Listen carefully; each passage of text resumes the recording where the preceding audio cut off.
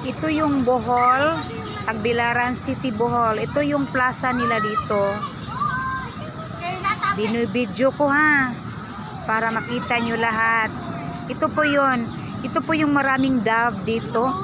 O salampati nga bird. Dove birds. Marami yan sila dito kapag hapon, ganitong oras. At lalo na pag yung mga tao dito magdala ng pagkain nila, talagang dadami yan sila. During hapon lang yan sila.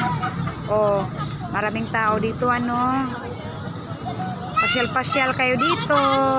Ito yung plaza dito sa Tagbilaran City. Maganda. Magandang lugar ito. Ito po yun. Kaya, maraming upuan. Pwede kayong pasyal dito. Gaganda ng view.